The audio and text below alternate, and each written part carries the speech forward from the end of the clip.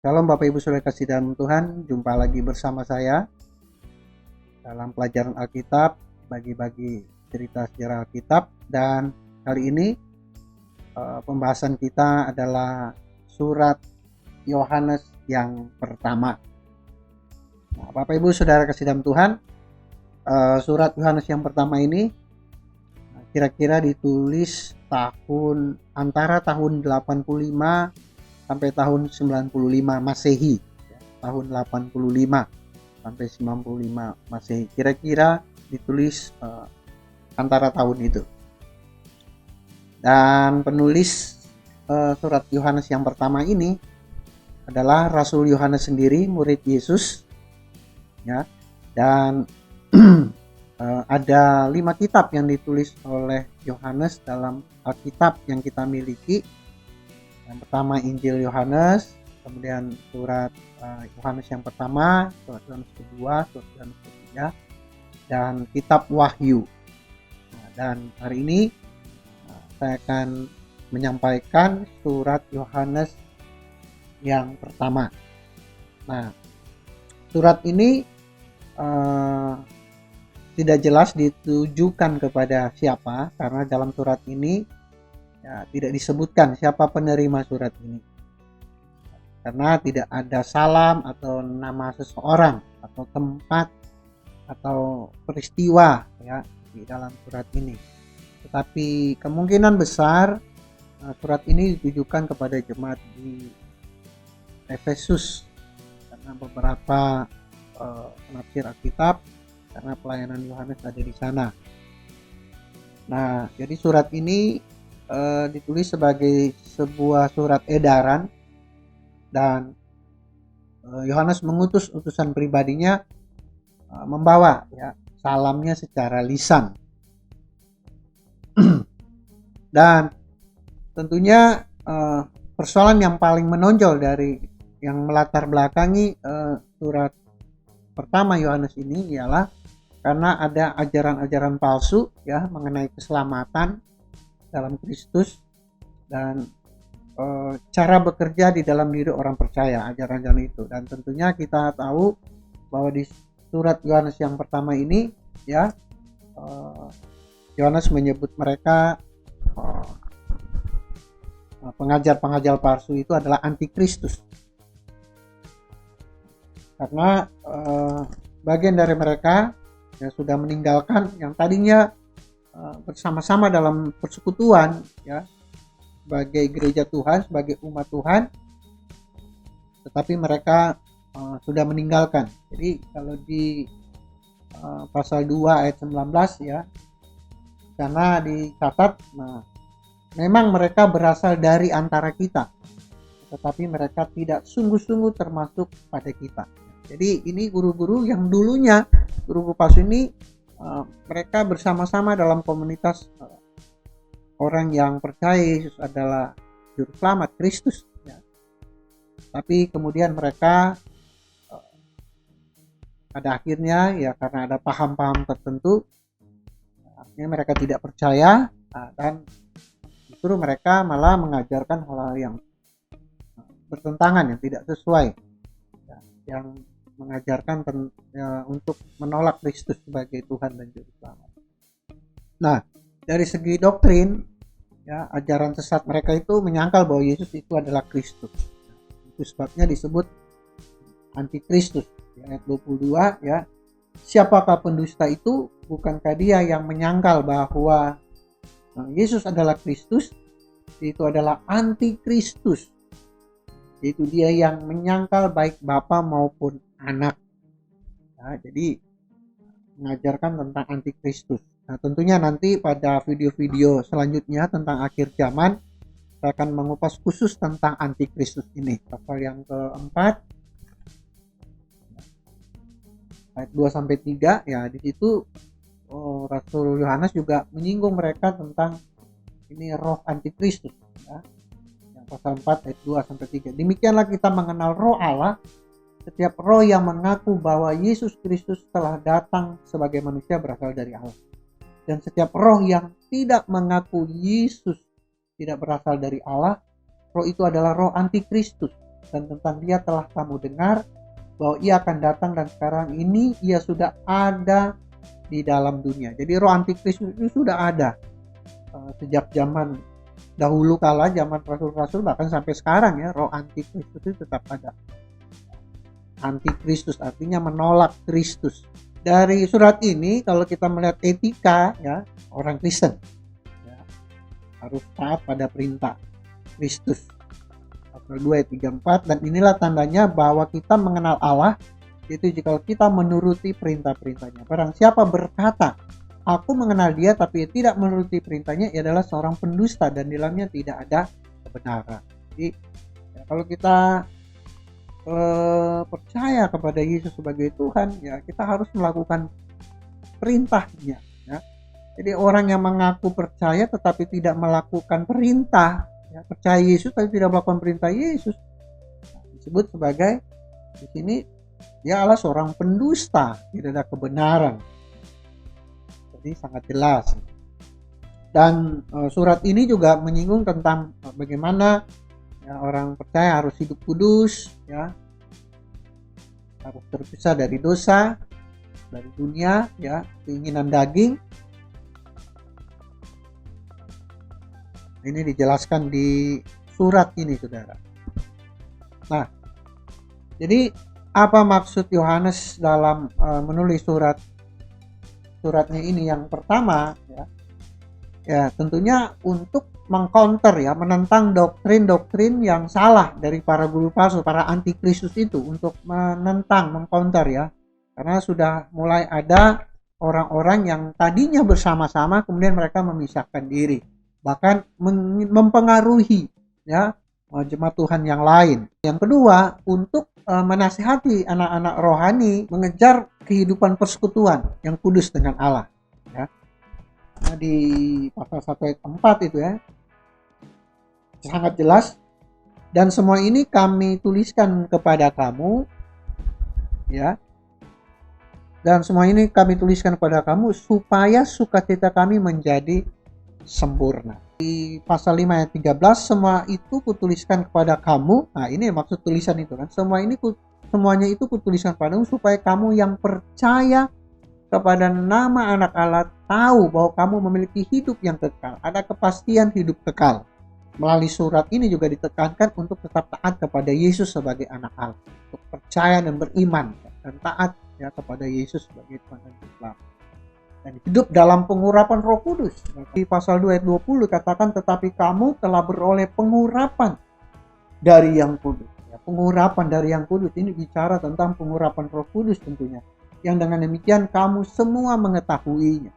Ya, jadi Yohanes mengingatkan kepada jemaat untuk tetap hidup dalam pengurapan Roh Kudus.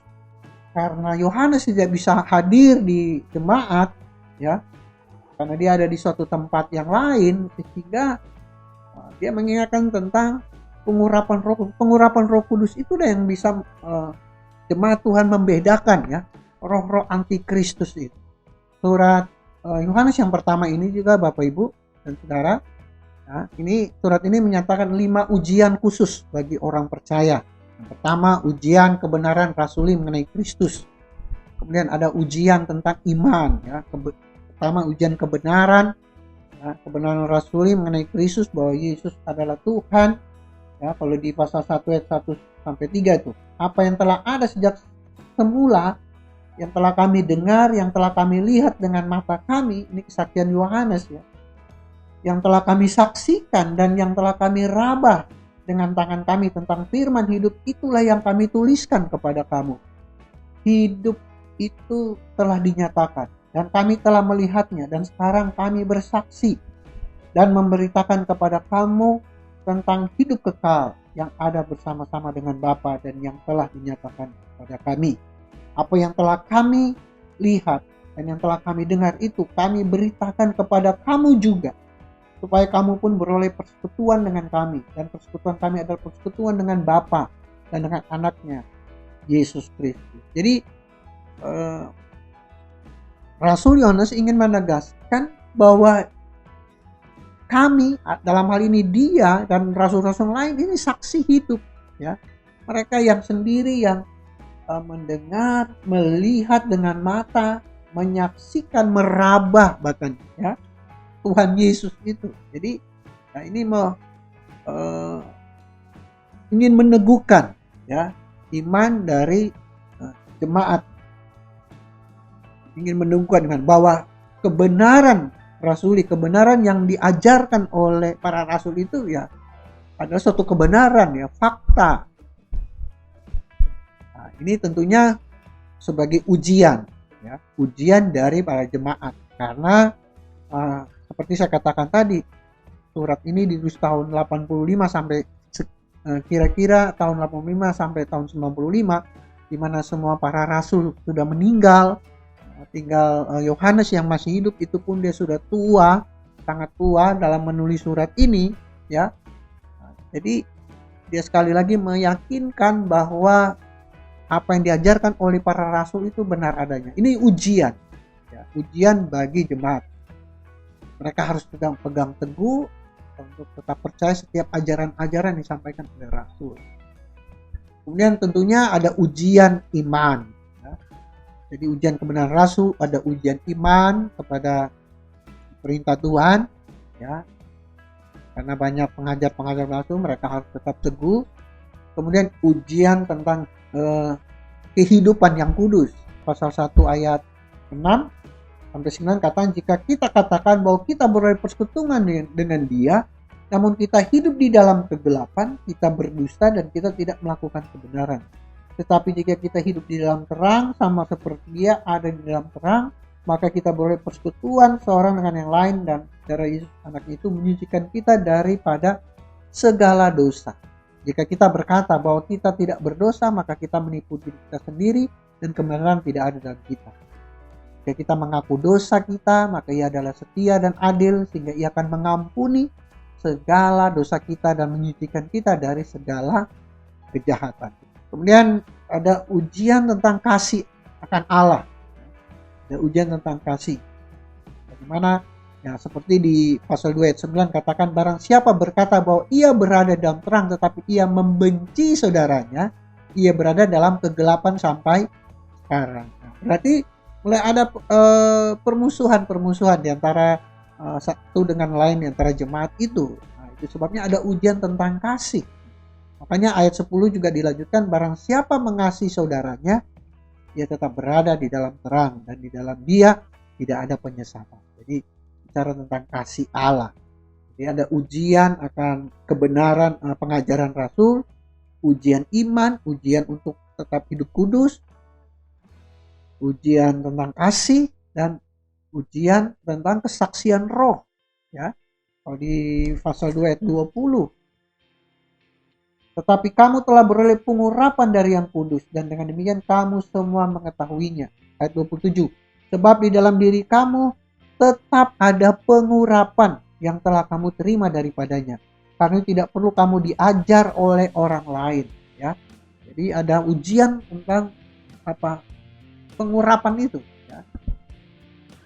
Nah, ada 5 ciri khas ya yang menandai surat ini ya. Yang pertama, surat ini mendefinisikan kehidupan Kristen dengan memakai istilah yang bertentangan dan seakan-akan tidak memberikan peluang kompromi antara terang dan gelap ya.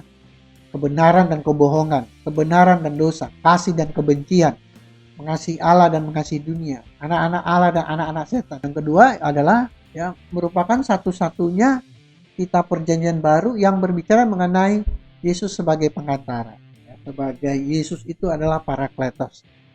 Sudah jelas di pasal 2 ayat 1-2, anak-anakku, hal-hal ini kutuliskan kepada kamu supaya kamu jangan berbuat dosa. Namun jika seorang berbuat dosa, kita mempunyai seorang pengantara. Kita mempunyai seorang pengantara pada Bapa, yaitu Yesus Kristus yang adil. Nah, ini salah satu ciri khas dari seluruh kitab perjanjian baru. Hanya surat di pertama Yohanes ini yang menyebutkan Yesus sebagai pengantara. Luar biasa.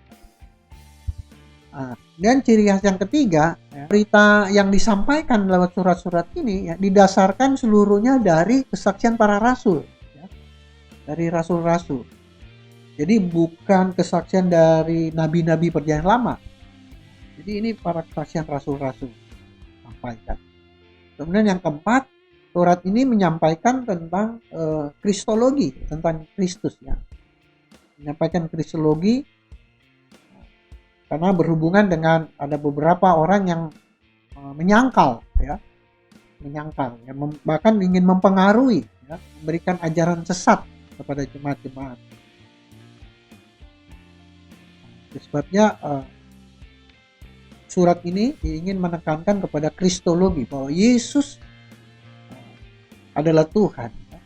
Kemudian gaya penulisannya sederhana dan berulang-ulang ya. Waktu Yohanes membahas berbagai istilah seperti terang, berulang-ulang kali ditulis kata terang, kata kebenaran, kata percaya, tetap tinggal, kata mengenal, mengasihi, kebenaran, kesaksian, lahir dari Allah, urapan, dan hidup kekal. Ini kata yang seringkali berulang-ulang. Nah, pesan-pesan penting itu tadi ajaran, sekarang pesan penting ya, bahwa yang pertama, Injil yang disampaikan oleh Yohanes ya, bahkan oleh rasul-rasul adalah Injil yang benar dan asli. Itu pesan yang pertama. Pesan yang kedua, ada janji pengampunan Allah. Dan janji ini tentunya sangat jelas ya. Misalnya pada pasal 1 ayat 9, setiap orang yang tidak tinggal dalam ajaran Kristus tetapi yang melangkah keluar dari situ tidak memiliki Allah. Barang siapa tinggal di dalam ajaran itu, ia memiliki Bapa maupun Anak. Jadi kalau kita tinggal dalam pengajaran apa? Pengajaran yang disampaikan oleh rasul-rasul ya. Itu maksudnya, yaitu Injil ya. Berarti kita memiliki Bapa maupun Anak. Kemudian pesan tentang cara hidup baru ya. Cara hidup baru ya. Hidup baru di surat ini ya, dengan tegas di pasal 3 ya, kita harus memutuskan dosa ya, dan mengalahkan setan ya, harus bisa mengalahkan setan. Pasal 2 tuh ayat 13 14, aku menulis kepada kamu hai bapak-bapak karena kamu telah mengenal Dia yang ada dari mulanya. Aku menulis kepada kamu hai orang-orang muda karena kamu telah mengalahkan yang jahat ya, mengalahkan yang jahat. Jadi ini cara hidupnya harus bisa mengalahkan yang jahat, mengalahkan setan, dan melakukan apa yang Allah kehendaki. Dan di surat ini juga pesannya ya, bahwa kita harus hidup dalam pengurapan Roh Kudus, karena Roh Kudus yang berdiam dalam diri orang percaya ya, kita harus hidup dalam pengurapannya, supaya pengurapan itu bisa membedakan roh-roh antikristus. Kemudian kasih baru satu terhadap yang lain ya. Jadi orang Kristen dalam persekutuan harus saling mengasihi ya. Mengasihi itu berarti menyerahkan diri, merendahkan diri di pasal 3 ayat 16 sangat jelas. Demikianlah kita ketahui kasih Kristus, yaitu bahwa Ia telah menyerahkan nyawanya untuk kita, dan kita pun wajib menyerahkan nyawa kita untuk saudara-saudara kita ya. Artinya mengasihi itu pun rela berkorban. Jadi Bapak Ibu, sekian dulu pembahasan saya mengenai surat Yohanes yang pertama. Sampai jumpa di video saya selanjutnya di surat Yohanes yang kedua. Jika Bapak Ibu diberkati, ya jangan lupa like, share, bagikan untuk menjadi berkat bagi orang lain. Amin. Tuhan Yesus memberkati.